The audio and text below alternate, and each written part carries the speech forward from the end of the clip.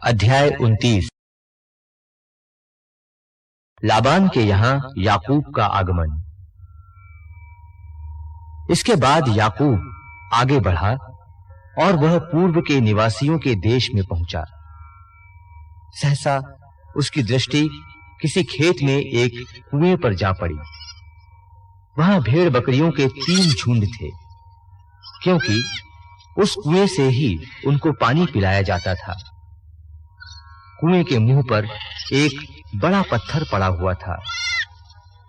जब झुंड वहां इकट्ठे हो जाते थे, तब चरवाहे कुएं के मुंह पर का पत्थर हटा देते और भेड़ों को पानी पिला देते थे।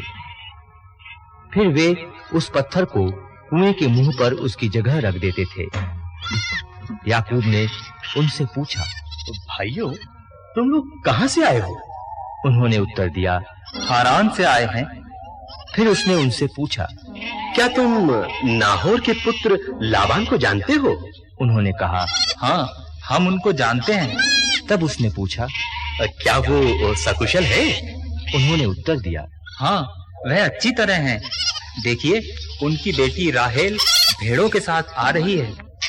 तब याकूब ने कहा, अभी तो दिन बीतने में बहुत देर है। पशुओं को इकट्ठा करने का समय नहीं हुआ है। भेड़ों को पानी पिलाओ और जाओ, उन्हें फिर से चराओ। परंतु उन्होंने कहा, हम ऐसा नहीं कर सकते। जब सब पशु इकट्ठे हो जाएंगे और कुएं के मुंह से पत्थर हटाया जाएगा, तभी हम भेड़ों को पानी पिला सकेंगे। वह इस प्रकार उनसे बातें कर ही रहा था कि अपने पिता की भेड़ों के साथ राहेल वहां आ पहुंची। वह भेड़ें चराया करती थी। जब याकूब ने अपने मामा लाबान की बेटी राहेल को और अपने मामा लाबान की भेड़ों को देखा, तब याकूब ने पास जाकर कुएं के मुंह पर से पत्थर हटा दिया और अपने मामा लाबान की भेड़ों को पानी पिलाया। फिर याकूब ने राहेल का चुम्बन लिया और फूट-फूट कर रोने लगा। उसने राहेल को बताया कि वह उसके पिता का संबंधी और रिबेका का पुत्र है। यह सुन वह अपने पिता को यह खबर देने दौड़ पड़ी। जैसे ही लाबान ने अपनी बहन के पुत्र याकूब के आने का समाचार सुना, वह उससे मिलने को दौड़ा और उसे गले लगाकर उसका चुम्बन किया। फिर वह उसे अपने घर ले गया। याकूब ने लाबान से सब बातें कह सुनाई। लाबान ने उससे कहा, निश्चय ही तुम मेरे रक्त संबंधी हो। याकूब का विवाह। याकूब उसके पास पूरे 1 महीने रह गया। इसके बाद लाबान ने उससे कहा, तुम मेरे ही कुटुंब के हो, तो क्या इसीलिए तुम मुफ्त में मेरी सेवा करते रहोगे? मुझे बताओ कि तुम्हारी मजदूरी क्या होनी चाहिए? लाबान की 2 पुत्रियां थीं। बड़ी का नाम लेया और छोटी का नाम राहेल था। लेया की आंखें कमजोर थीं, परंतु राहेल सुडौल और सुंदर थी। याकूब राहेल को प्यार करता था, इसलिए उसने कहा, मैं आपकी छोटी पुत्री राहेल के लिए 7 वर्ष आपकी सेवा करूंगा। लाबान ने कहा, किसी अपरिचित व्यक्ति को देने की अपेक्षा उसे तुम्हें देना अधिक अच्छा है, इसलिए तुम मेरे पास रहो। याकूब ने राहेल के लिए 7 वर्ष सेवा की। उसे उससे इतना प्रेम था कि उसका यह समय बहुत जल्द बीता हुआ जान पड़ा।